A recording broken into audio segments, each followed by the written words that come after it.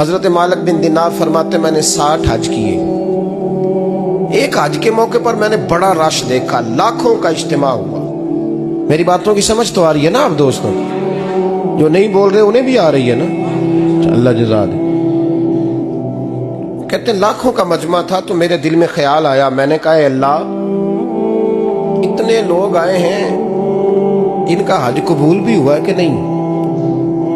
فرماتے ہیں میں سوچ رہا تھا تو رات کو نا خواب میں نے کسی کہنے والے کو کہتے ہوئے سنا کہ سب کا قبول ہو گیا.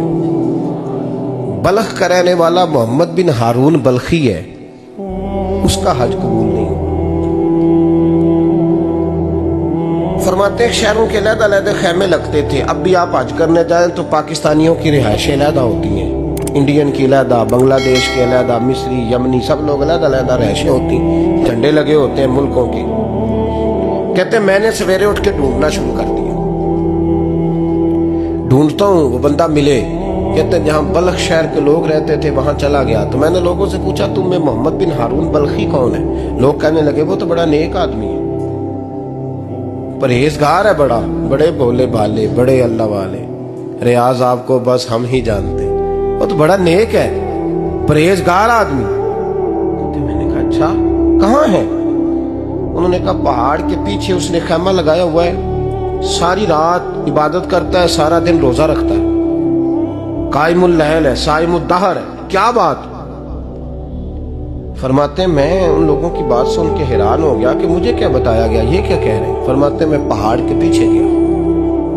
حضرت مالک بن دینار علیہ رحمہ فرماتے ہیں جب میں وہاں پہنچا تو میں نے اس شخص کو مصلی پہ بیٹھے دیکھا. کثرت عبادت کے آثار اس کے وجود پر نظر آ رہے. سیدھا بازو اس کا کٹا ہوا تھا. فرماتے 2 رکعتیں مکمل کر کے نا میں نے اسے السلام علیکم کہا تو مجھے کہنے لگا وعلیکم السلام, آپ مالک بن دینار ہیں؟ میں نے کہا بڑی اس کی فراست ہے. فرماتے پھر اس نے ٹھنڈی سانس لی, کہنے لگا آپ کو خواب آئی ہوگی کہ میرا حج قبول نہیں. فرماتے مجھ پر اور بجلی گری کہ کیا کہہ رہا. فرماتے میں نے کہا یار لوگ بھی تیری تعریف کر رہے ہیں اور تیری بصیرت بھی بڑی ہے, تو یہ ماجرا کیا ہے؟ کہنے لگا آپ نہ پوچھیں. یہ کہہ کے اس نے رونا شروع کیا, دیر تک روتا رہا. میں نے کہا نہیں یار تو بتا. کہنے لگا نہیں آپ نہ پوچھیں, آپ ناراض ہو گئے. میں نے کہا میں نہیں ہوتا, تو بولنا. کہنے لگا حضور 24 سال ہو گئے مجھے حج کرتے ہوئے, 24 سال, 24واں حج ہے میرا, اور ہر سال کوئی اللہ کا ولی آ کے بتاتا ہے کہ جا چلا جا تیرا کوئی نہیں قبول ہوگا. بے پروائی ویک سجن دی جتھے کسے دی پیش نہ جاوے, انہیں تاجہ والے در در رولے تے منگتیاں تخت بٹھاوے. آزم کسے نو کارا ملدا ہی کوئی کعبے و خالی آوے. کہتے ہیں اس نے مجھے کہا حضور 24واں حج ہے, ہر سال کوئی بتاتا ہے. میں نے کہا تیری غلطی. کہنے لگا میں اپنی ماں کا نافرمان. میں نے کہا واقعہ کیا ہوا؟ کہنے لگا حضرت اللہ نے مجھے دولت دی, مال دیا, زمینیں دی, تو میں عیاش ہو گیا.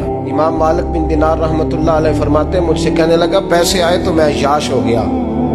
رمضان کا مہینہ تھا, عصر کے بعد میری اماں افطاری کی تیاری کر رہی تھی. میں گیا, میں نے کہا شراب پی ہوئی, اماں روٹی دے. تو اماں کہنے لگی شرم کر, شرم کر, روزہ رکھا نہیں تو جنہوں نے رکھا ہے ان کا تو خیال کر. کہتے ہیں اماں کی بات کا مجھے غصہ لگا. میں کہا کرتا ہوں بد نصیب ہے وہ بیٹا جس کا باپ اس سے بات کرتے ہوئے ڈرتا ہے کہ پتہ نہیں کہاں سے بولے گا. بد نصیب نہیں وہ بیٹا جس کی ماں اس سے بات کرتے ہوئے سہم جاتی ہے کہ پتہ نہیں کون سی بولی بولے گا. بد نصیب نہیں کہ ماں باپ بھی جس سے کھول کے بات نہ کر سکے. حضرت مالک بن دینار سے کہنے لگا اماں نے جب کہا نا شرم کر تو مجھے غصہ آیا, میں نے ماں کو تھپڑ مارا اور میری ماں جلتے ہوئے تندور میں گری. لوگوں نے مجھے پکڑ کے اندر بند کر دیا کمرے میں.